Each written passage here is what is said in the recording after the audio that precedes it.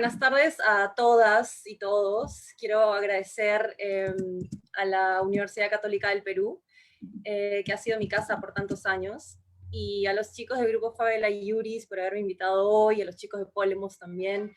Y bueno, hoy les voy a hablar un poco sobre la vida y la obra poética de Elena Garro. Espero que después de esta pequeña conferencia puedan coincidir conmigo en lo importante y lo urgente, sobre todo, que resulta leerla y reivindicarla, ahora más que nunca. Bueno, para serles completamente sincera, yo he venido a indignarlos. En el año 2016, cuando se celebraban los 100 años del nacimiento de Elena Garro, una editorial española reeditó su novela Reencuentro de personajes, que fue colocada en las principales librerías del país. Todo habría sido estupendo si tan solo no hubiesen caído en el machismo literario de siempre, en estas aguas pantanosas a las que se arrojan a las escritoras y artistas de toda índole, con la sola finalidad de desacreditarlas, reducirlas, y por último invisibilizarlas, ¿no? Convertirlas simplemente en un objeto de chismes y burlas. Y eso fue justamente lo que pasó en este año con la novela de Elena Garro. Envolviendo la flamante edición española, habían colocado una faja que decía lo siguiente. Voy a leer tal cual. Mujer de Octavio Paz, amante de Bioy Casares, inspiración de García Márquez y admirada por Borges. Pueden ver lo que ocurrió aquí. Es decir, uno se pregunta en qué estaban pensando estos editores, ¿no? Para ellos, Elena Garro no era más que la esposa de, la musa de, la amante de, todos estos nombres masculinos grandilocuentes a los que nadie, absolutamente nadie, se atrevería a cuestionar. Entonces, en realidad aquí el mensaje es sencillo. Elena Garro no es lo suficientemente buena, talentosa, inteligente o capaz para presentarse en el mundo literario sin ser llevada y conducida del brazo de un hombre acreditado y exitoso. ¿Acaso como si ella no pudiese caminar por sí misma? Y ese es el punto. Nos dicen, siempre nos dicen, que las escritoras no pueden, quizás tampoco deban, caminar solas en este mundo concebido y adecuado únicamente para los hombres. ¿Sí?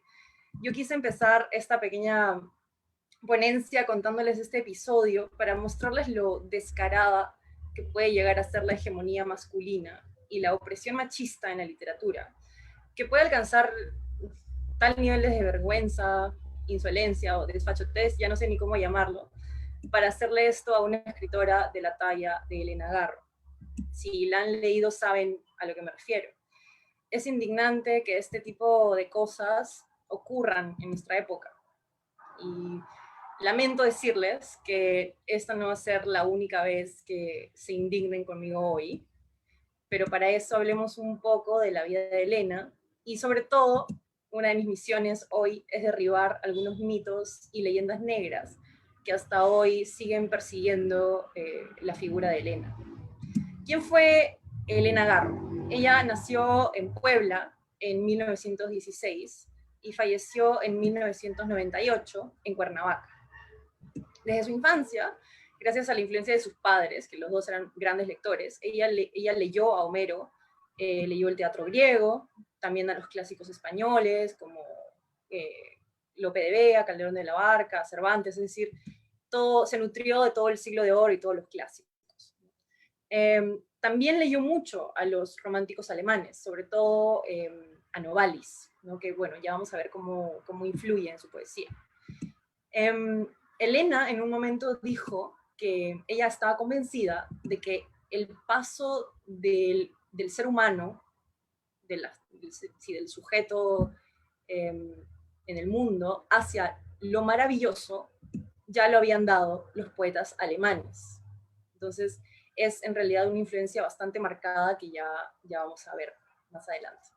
Bien, todos sabemos que Elena Garro es mayormente conocida por sus novelas, sus cuentos, sus obras de teatro, pero recientemente se le ha empezado a reconocer con el apelativo de madre del realismo mágico, aunque este era un título que ella rechazaba porque decía que era algo mercantilista. Ella decía que en realidad el pensamiento detrás del realismo mágico es la forma de ver y entender el mundo que han tenido ya los pueblos indígenas desde siempre, desde el inicio de los tiempos.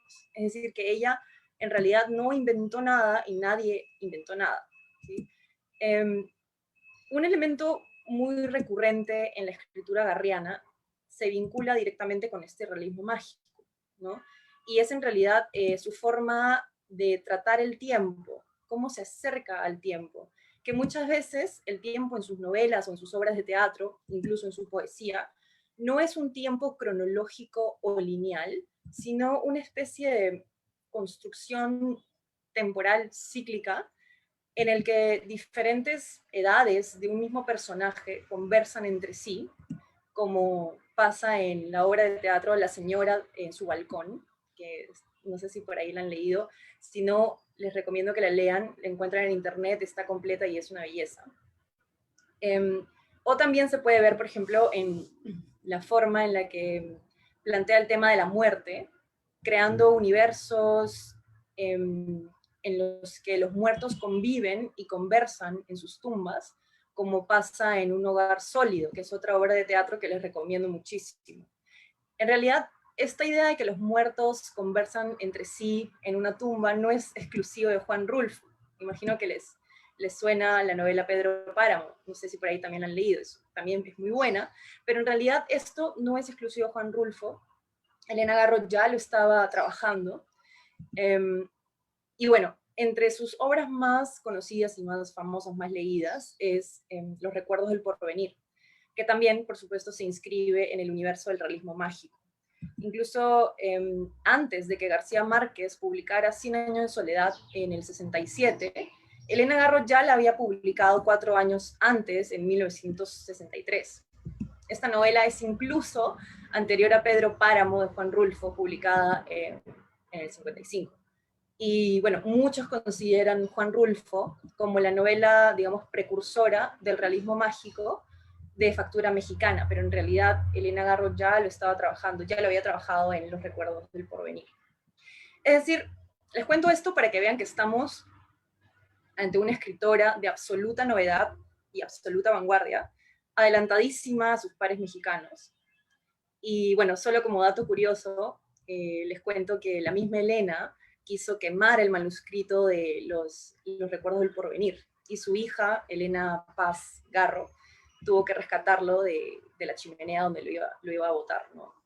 Y bueno, solo antes de pasar a su poesía, una de las razones más importantes para leer Los recuerdos del porvenir es que en esta novela Elena Garro plasma sus inquietudes, así como su compromiso social con el pueblo mexicano y su historia.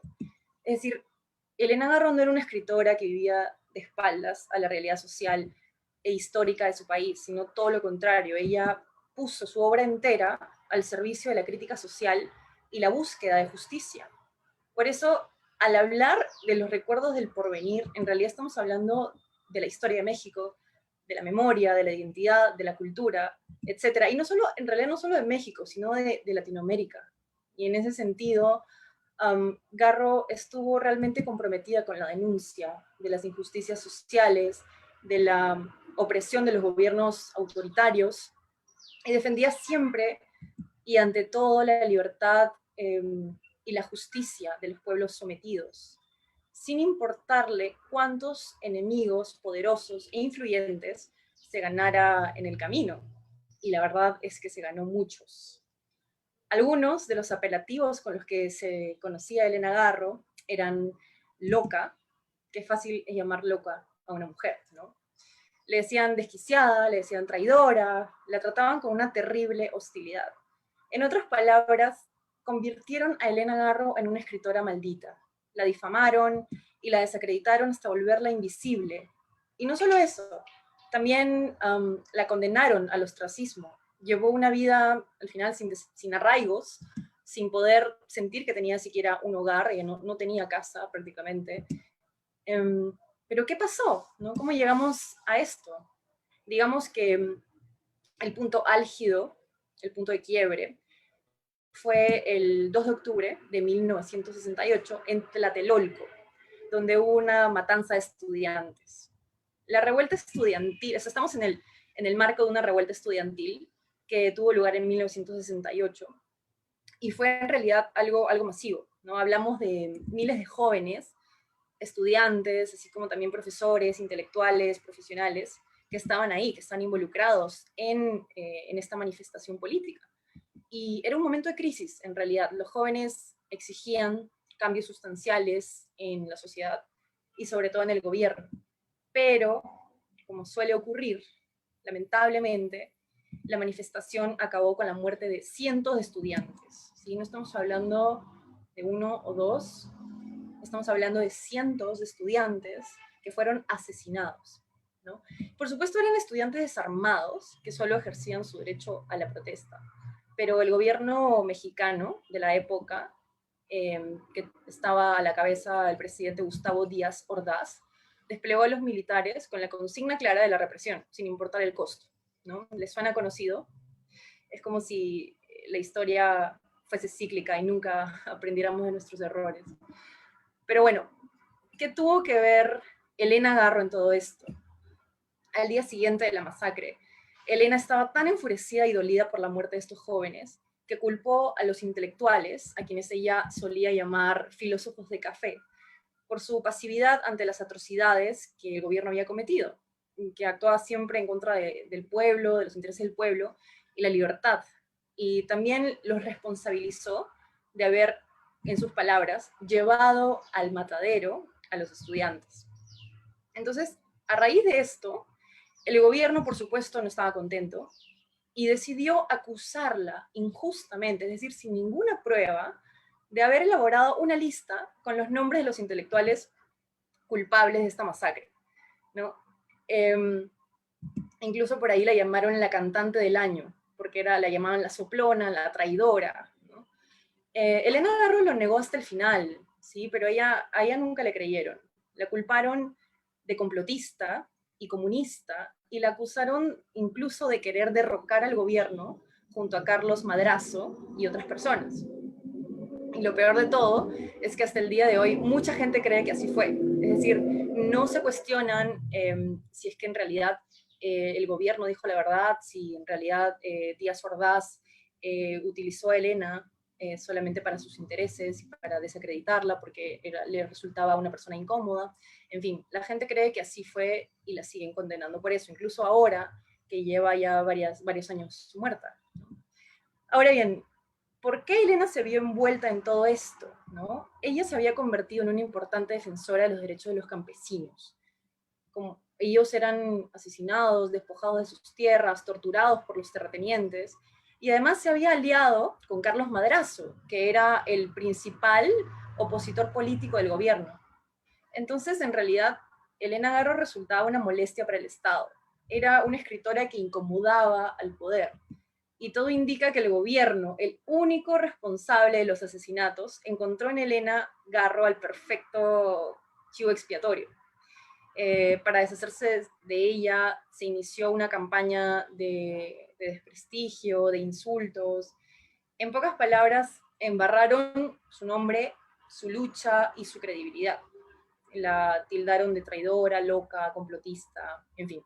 Pero en realidad se trataban de acusaciones disparatadas, ¿no? Como decir que era una agente pagada por la CIA, una espía al servicio del gobierno de Díaz Ordaz, hasta llegaron a inventarse que Elena estuvo involucrada en el asesinato de John Kennedy. Sí, hasta ese punto llegaron. Y todo esto obviamente con un único objetivo, que era alejarla para siempre.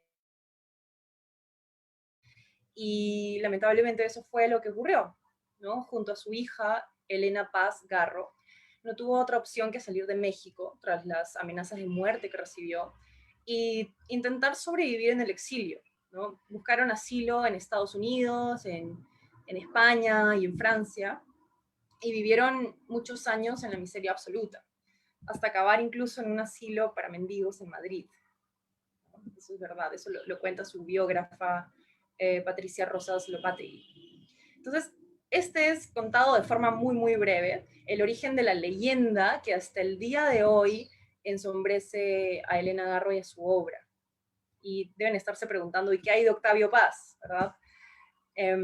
Bueno, vayamos a 1937, el año en que Elena se casó con el poeta mexicano, el Nobel de Literatura, el famosísimo Octavio Paz. En realidad, este matrimonio fue, en dos palabras, un infierno. Elena, antes de casarse, tenía aspiraciones y metas propias, y al casarse con él, tuvo que abandonarlo todo, ¿no? Tras su boda, Octavio Paz le prohibió regresar incluso a la universidad a terminar sus estudios, y tampoco le dejó continuar con la danza y con la actuación, que eran dos de sus pasiones, y además era muy buena en ello. Es decir, Octavio Paz la limitó al espacio privado y doméstico, únicamente al rol de madre y esposa. Por supuesto, su escritura también se vio afectada por las restricciones a las que la sometió su marido. Entonces, por eso no es sorpresa que muchas de las obras de Elena Garro contengan una crítica muy clara a la sociedad patriarcal y a la libertad que es recortada y mutilada por culpa de la sociedad machista y por el matrimonio también. Por ejemplo, en la obra La señora en su balcón, el personaje de Clara, que es el personaje principal, le dice al chico que le acaba de proponer matrimonio lo siguiente, se los leo. ¿Por qué me hablas así? ¿Por qué cuando yo te propongo el viaje, tú me propones el puerto, la casa? ¿No? Es bellísima esta obra, de verdad se las recomiendo mucho. Y bueno, esta crítica al matrimonio también se verá en su poesía, que ya comentaremos más adelante, pero me gustaría que escucharan este poema titulado O de Octavio, escrito en 1955. Se los leo. Todo el año es invierno junto a ti, reinidas de la nieve. Huyó la golondrina escondida en el pelo. La lengua no produjo más ríos, atravesando catedrales ni eucaliptos en las torres. Huyó por la rendija la ola azul, en cuyo centro se mecía la paloma. El cielo blanco bajó para ahogar a los árboles. El lecho es el glaciar que devora los sueños. Surgió el puñal de hielo para cercenar minuciosamente la pequeña belleza que defiendo. El sol se aleja cada día más de mi órbita. Solo hay invierno junto a ti, amigo. ¿Qué tal? Es un poema bellísimo y al mismo tiempo es un cruel testimonio de lo que Elena tuvo que vivir al lado de Octavio Paz, ¿no? Se puede sentir el sabor amargo de un matrimonio fracasado, desolado, frío, y bueno, es que así era su vida con Octavio, pero eso no es todo, ¿sí? Y ahora sí prepárense para indignarse mucho conmigo. Resulta que Octavio Paz, como era poeta, le prohibió a su esposa que ella escribiera y publicara poesía, porque no quería competencias en casa, tal como lo oyen. Elena cuenta en sus entrevistas que incluso Octavio la obligaba a quemar sus poemas. Según el testimonio incluso de Elena Paz Garro, que es la hija de ambos, Octavio le rogaba a Elena que quemara sus poemas porque tenía mucho talento. Ese era su argumento. Le decía, Elena, por favor, tienes tanto talento, por favor, quema tu poesía, ¿no? Entonces, los poemas de Elena permanecieron ocultos en libretas, en papeles dentro de baúles, en cajones y maletas, y a veces incluso cuentan que alguno de sus poemas fue orinado por sus gatos. Es decir, a ese punto llegaron, ¿no? A ese punto de abandono total, ¿no? Y muchos años después, en el 2016, Patricia Rosas Lopategui, ya les hablé de ella es la biógrafa principal de Elena Garro y su más grande defensora. Ella asumió la misión de recuperar, editar y publicar estos poemas en un libro que tituló Cristales de Tiempo, ¿no? Que es una colección de 66 poemas inéditos escritos por Elena Garro. Hoy podemos leer este libro, y se los recomiendo muchísimo. Lean este libro como un acto total de desobediencia al sistema patriarcal opresor, representado por Octavio Paz. Y bueno, en realidad la poesía de Elena es todavía territorio desconocido, porque acaba de salir hace muy pocos años, y en general la escritura de Elena Garro es muy rica en metáforas, tiene momentos imprevistos, tiene una sensibilidad muy, muy única, y su poesía tampoco es la excepción. Es decir, que ella, bueno, además de esto, ella escribió también con un estilo muy surrealista, aunque no fue su única influencia. Pero del surrealismo ella aprendió su forma de ver la infancia, de entender la infancia, ¿no? El mismo André Breton, en su manifiesto del surrealismo, se refería a la infancia como algo que siempre nos parecerá maravilloso y donde se vive una especie de ausencia de toda norma, ¿no? Entonces Elena va a querer continuamente regresar a esta infancia perdida, a esta libertad, que es como un lugar donde se puede observar el mundo con total lucidez, y eso se ve realmente en la obra de Elena Garro. Patricia Rosas Lopategui, cuando clasifica los poemas de Elena, crea incluso una sección con la temática de la infancia, ¿no? Y esto se relaciona mucho también con lo que comentaba Cristian, del hecho de que se busca también el regreso a la infancia, ¿no? Uno de los poemas que más me gusta de este grupo, y se los voy a leer, se llama Adeba, que está dedicado a su hermana mayor, Devaki Garro. Les leo un fragmento porque en realidad es un poema bastante largo. Dice así: duro, vivísimo, nocturno, me llega tu recuerdo, parte mi sueño en dos, divisor de mis noches. Clara imagen, tus cabellos tierna crin de maíz, se columpian sobre tu rostro niño, niña bruja, creciendo en el tiempo a mi medida. Ya solo jugamos en las noches, en las mías, a la mitad del sueño. Este es el juego de los encantados. Te toco y me despierto grande, en una cama grande, sola. Tu mano me dejó una flor que busco entre las sábanas, un pájaro, un talismán. Lo tengo firme. Abro la mano, la mía, solo mi palma sola. La noche narra llevada por sus brazos. Alguien te castigó. Barres estrellas y monedas de oro. La noche nocturna se ilumina. Yo no estoy asombrada. Tú eres asombro. Lejos de mí ya no creces tampoco. Ya no juegas. Te montas en tu escoba de luz y viajas a mi sueño. Pájaro incandescente, te despiertas. Bueno, el poema continúa, pero con este fragmento me interesaba que vieran el espíritu romántico y surrealista de la voz poética, que alude a la noche y sobre todo al mundo onírico, relacionado por supuesto con la noche, como el lugar de la comunicación plena con el cosmos, donde es posible, digamos, alcanzar una verdad revelada, un encuentro entre las almas que sobrepasa las leyes del espacio-tiempo. ¿No? En este caso, el encuentro se da entre la voz poética y su hermana, en este caso, la hermana Deva. Esto tiene mucho que ver con la influencia que Elena Garro recibió por parte del romanticismo alemán. Patricia Rosas Lopategui dice en un momento que el sujeto de estos poemas usualmente huye de una especie de racionalismo que es calculador, ¿no? Una especie de racionalismo que trata de volver al mundo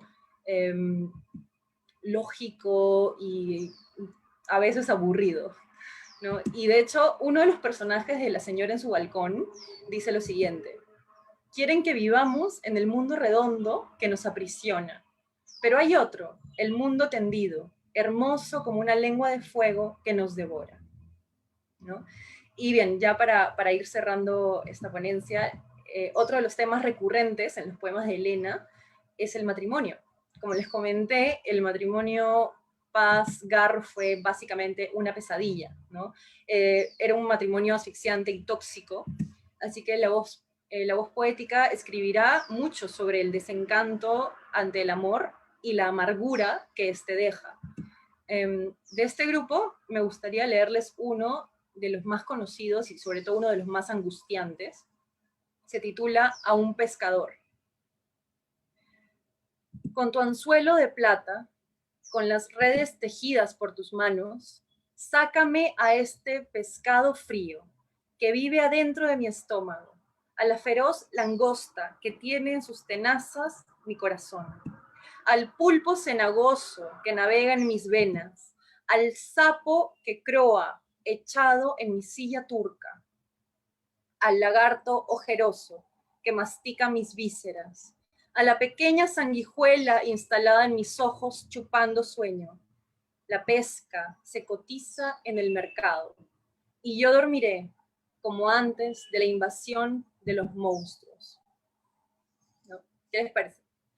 Es un poema brutal, ¿no? Fue escrito en 1948, cuando la pareja Paz Garro se encontraba viviendo en París. Es decir, en el 48 ellos tenían 11 años de haberse casado. 11 años de haberse casado y ya escribe este poema brutal, desgarrador sobre el matrimonio. ¿No?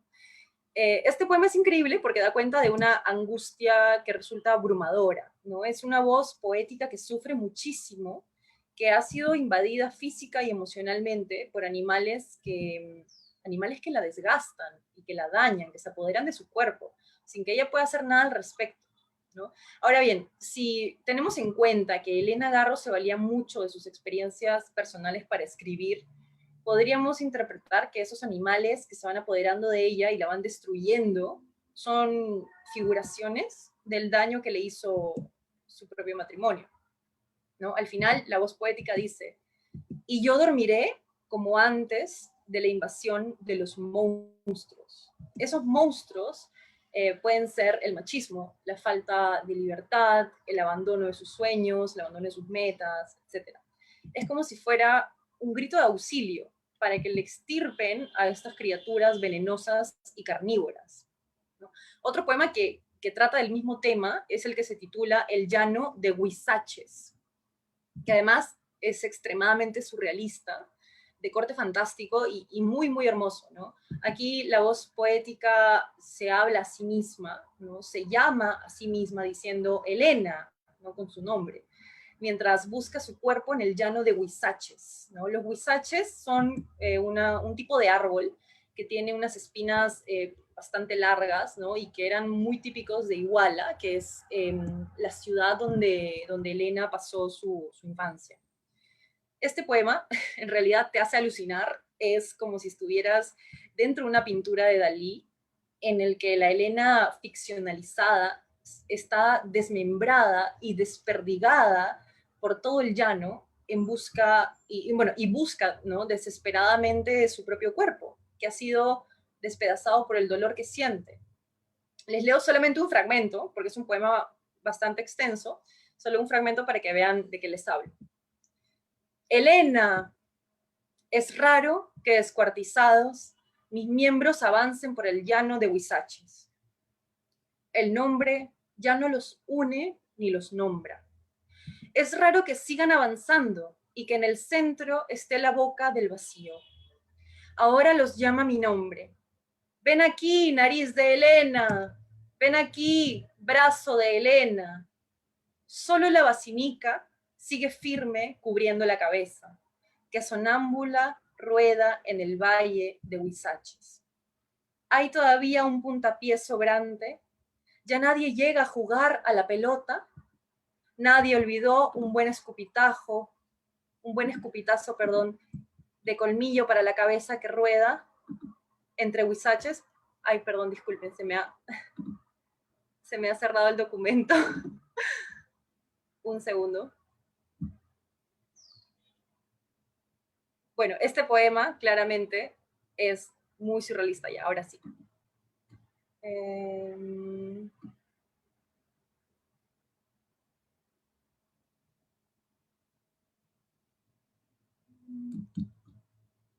Bien, aquí. Nadie olvidó un buen escupitazo de colmillo para la cabeza que rueda entre Huizaches. Helena los llama mi nombre. Vengan aquí, mano, piedra, pescuezo. Hace años que bailan separados en la tierra de los escupitajos. Bien, este poema continúa, ¿sí? Es bastante extenso y se los recomiendo mucho que lo lean completo porque es una belleza. Se trata del retrato, pues, ¿no? De una mujer desmembrada por el dolor, por la angustia, en la lucha constante también de encontrarse a sí misma, ¿no? Una identidad, es la búsqueda de una identidad femenina dentro de este sistema patriarcal que puede, bueno, es una búsqueda en realidad que dura muchos años, y eso al final del poema es lo que nos dice la voz poética, es una búsqueda que dura siglos, ¿no? Y bueno, y para terminar, ahora sí, para cerrar ya la ponencia, me gustaría volver, como siempre hacemos, a las enseñanzas de Virginia Woolf, con la idea de que si una mujer quiere escribir, necesita una habitación propia, ¿no? Es decir, necesita independencia económica y personal. Helena Garro no tuvo ninguna de las dos, al menos no al mismo tiempo, cuando pudo lograr al fin su independencia personal al separarse definitivamente de Octavio Paz.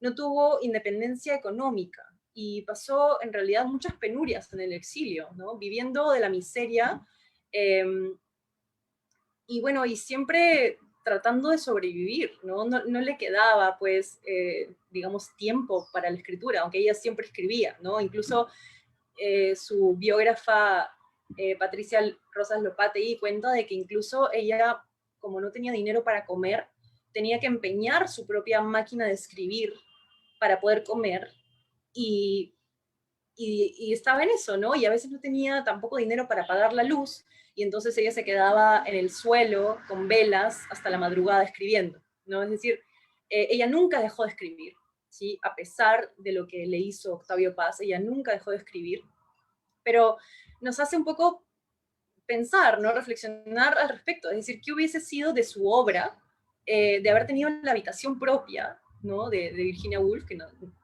en realidad todas las mujeres escritoras buscamos a lo largo de nuestras vidas, ¿no?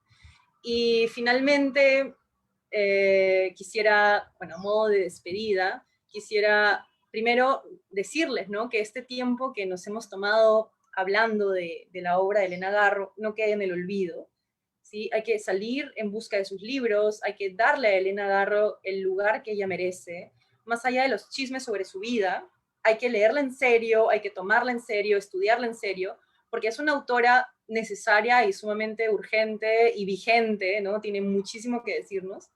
Y ya a modo de despedida, quiero leerles mi poema favorito de Helena, titulado A mi sustituta en el tiempo.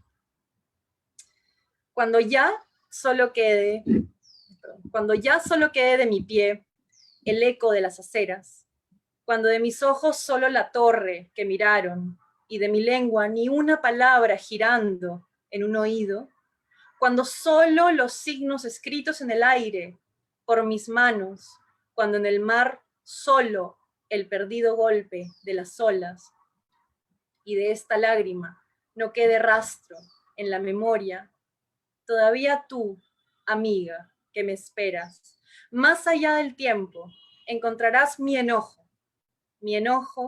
porque han vuelto tan inútil este mundo.